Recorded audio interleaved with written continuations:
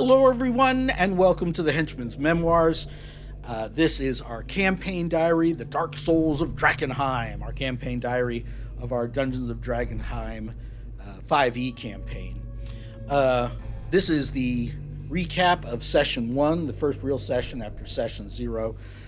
We established that the four characters had met in Port Sutherland, the next nearest city of any size, on the approach to the haunted city of Drakkenheim.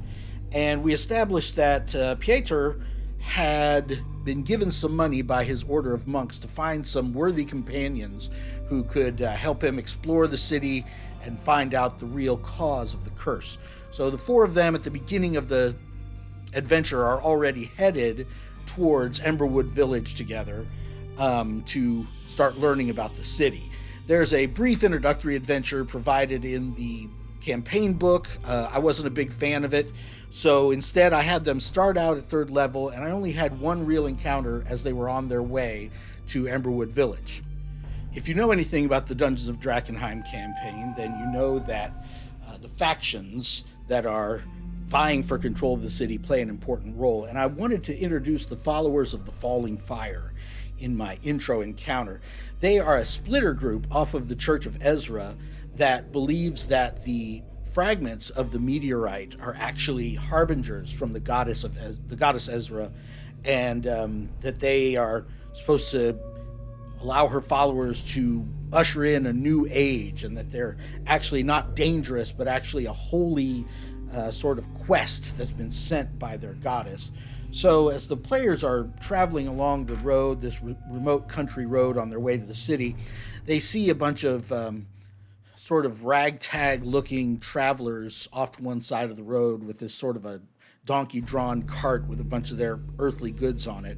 As they get closer, they see that they all kind of look travel-worn, and they have blisters on their feet, and they're trying to shore up their shoes and so forth. They all look skinny and dirty. But the leader of the group approaches our heroes, a zealot of the Falling Fire known as Joel of Osteen. And Joel of Osteen approaches the characters and, asks if they have hostile intentions and if they're on their way to Drakkenheim, if they're adventurers.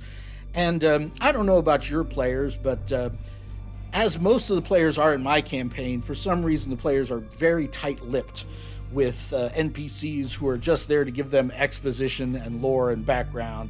They're like, oh, what makes you think we're adventurers? What makes you think we're going to Drakkenheim? We're just headed to Emberwood Village. At least that was more or less Pieter's attitude. He kind of bypassed Joel of Osteen pretty quickly. But if I remember, it was Thaddeus and Talon that kind of lagged behind a little bit and got a little bit of his pitch, basically found out what the story of the followers of the Fallen Fire is, and that he wanted the players to accompany him to the city, him and his flock, and experience the glory that is the Fallen Fire, and meet their prophetess and all the rest of this kind of stuff. But even Thaddeus and Talon eventually turned him down and went on their way, and he's like, well, see you at Emberwood Village, brothers. And they continued on their way to the village. As they've almost reached the village, they hear this voice hail them from this tree, and this young girl jumps down, this young redheaded girl jumps down, and she's like, hey, if you're going to the city, you wouldn't mind a guide, would you? My name's Emma Crow, and for a gold piece, I'll show you all around Emberwood Village and let you know where everything is. And again, my players were pretty much like, we don't need to be bothered with that. We don't want to, we don't want anybody to know anything about anything we're doing. But at the last minute, Pieter's character decided to flip her a gold piece and let her show them around the village. So young Emma begins to take them on a whirlwind tour of the town. As they enter town, she points to Eventide Manor, which is this partially burnt out old manor house, and she tells them how it's haunted, and all the kids in the village dare each other to go in there after dark. I wouldn't suggest it. She brings them here to what's called Caravan Court and shows them this is where different traders will come into town and will sell their goods. And so she points some of those out. And she brings them over here. She points up to the Red Lion Hotel, which they can right away tell used to be sort of the mayor's house for this area or something like that, but she tells them it's now been converted into a hotel where travelers can stay. She takes a moment to point out Crow and Sons, which is her father's business, the best blacksmith in this part of the continent. And she brings them around to the chapel of Saint Adrena and tells them, this is where the local flame keeper resides, and this is where they all come to worship on God's day. She points up the hill here, or I guess down the hill, to the watchtower, which is where the Hooded Lanterns, which are this military organization that's trying to retake the city, this is kind of their outpost here, and they look out across this little stream to Drakkenheim in the distance. She points to the Skull and Sword, but my dad says that it's a place full of ne'er-do-wells and people of low morals. I wouldn't suggest going in there if I was you, whatever that means. She also points to the Gilded Lily, which is kind of like a little show bar and vaudeville house kind of place.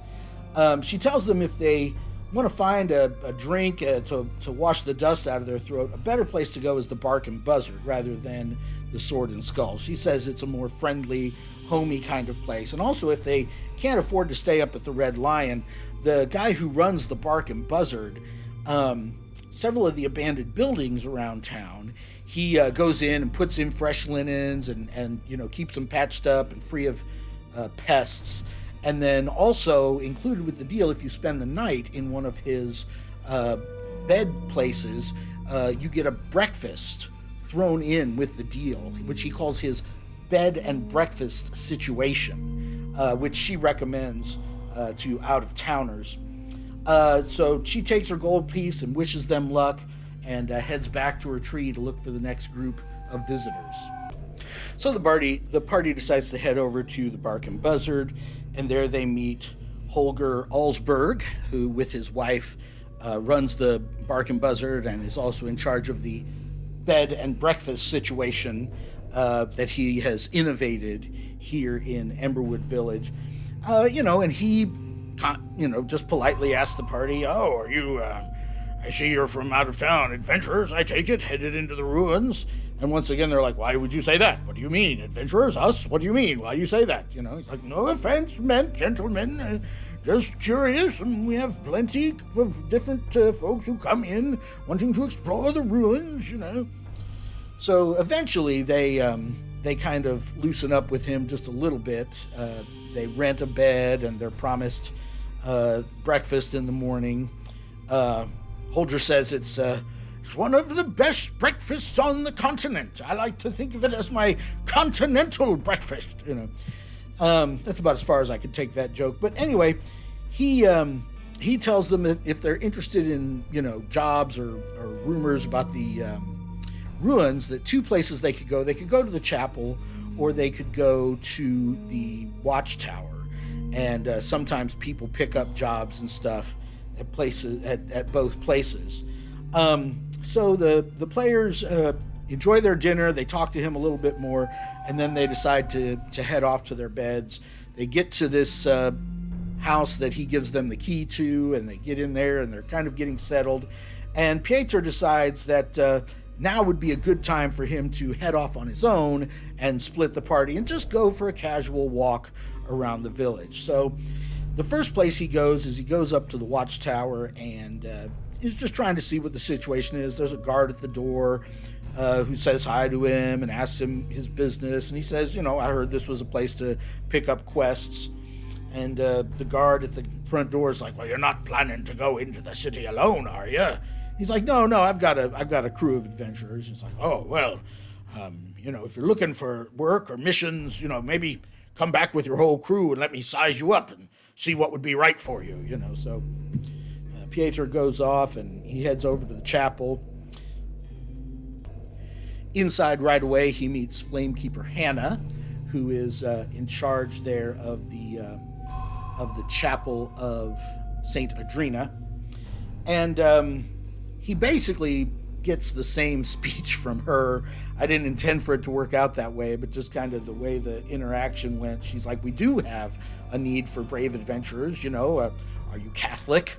And this brings up something that we had talked about sort of beforehand. Thaddeus had been asking, since the Church of Ezra is kind of this witch-burning inquisitional church at times, how do they feel about druids? And what I've been doing in this campaign world is basically druids are tolerated by the church, because the rural people rely on them, and people who get lost in the forests, things like this.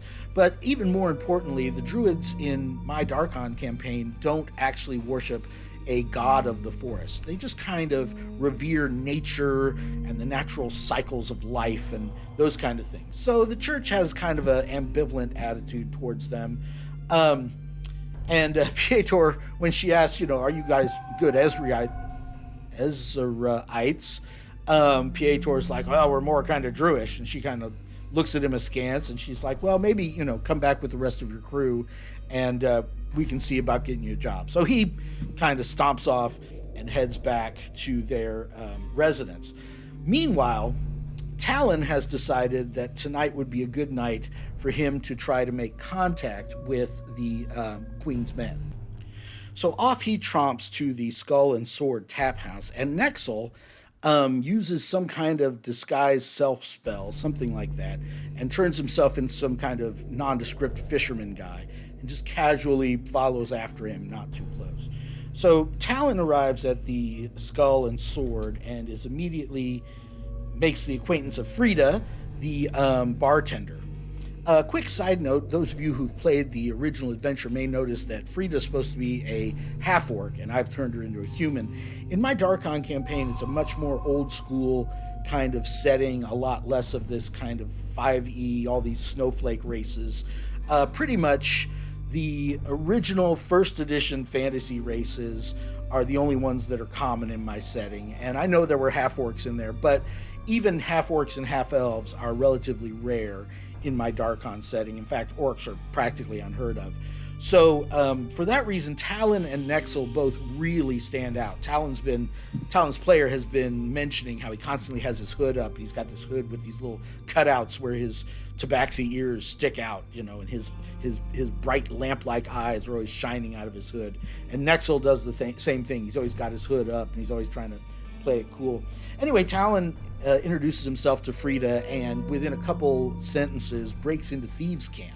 And sure enough, she responds in the Thieves' Cant because, of course, she is associated with the Queen's Men Guild. So Talon starts asking some questions about where he could get work and how he could meet up with, the made men in the Thieves Guild and so on and so forth. And he's told right away that Blackjack Mel is a lieutenant in the Queen's Men, and he's right at this table over there. So Talon buys an expensive drink that Frida tells him Mel likes, and he takes it over the table and he introduces himself to Blackjack Mel, who's sitting at this table with a whole bunch of toughs. And Talon basically says he's interested in finding out what kind of jobs the Thieves Guild is offering. So Mel tells him, gives him the quest for the Chapel of St. Brenna, asks him if he knows where it is, which is interesting because two of the characters, Pieter and Talon, are originally from Drakkenheim. They lived there before the meteor struck. And so Talon makes a, knowledge local or knowledge history or whatever roll, and rolls really well and actually knows where this little chapel on the outskirts kind of the city is. And Blackjack Mel tells him that there's a scepter that's buried in the crypts underneath this place, and that what's happened is a group of adventurers in a totally different part of Drakkenheim found records that say where this scepter of St. Vitruvio, I think, was interred, right? So they have this information of where this powerful magic item is, but that group breaks up and gives the information to different factions, right? So Blackjack Mel says if you and your crew can get to the Chapel of St. Brenna and can get into the crypts underneath and can get this scepter and bring it back, there's 1,000 gold in it for you, and there's there's sort of the favor of the Queen of Thieves. This would be your chance to kind of get in good with our faction. But time is of the essence, Blackjack Mel stresses. And he says, don't try to pull a fast one and go get this thing and then see if you can sell it to somebody else. Believe me, you'll regret it if you do. And strongly impresses Talon that he needs to do this and be a good soldier if he wants to work his way up in the guild. So Talon starts heading back to the bed and breakfast, and Nexel is just standing around at the bar talking to some people. They ask if he's an adventurer and if he's going into the city, and he immediately says, no, I'm not, I'm just a fisherman, blah, blah, blah. I'm not going anywhere near the city. And they're like, oh, that's too bad, because there's a whole rumor table here, and if we thought you were going near the city, maybe we would roll on the rumor table. And he says, well, let's hear the rumor anyway. So I rolled up a rumor for him. And then he sees Talon leave, and so he decides to leave. But I decided somebody in the Skull and Sword was going to try to pickpocket him, and they succeeded, and he lost his tinderbox from his starting equipment. So now he's down one tinderbox as he returns to the bed and breakfast. So Thaddeus, not to be left out of the party-splitting shenanigans, decides that he's going to turn into like a hound.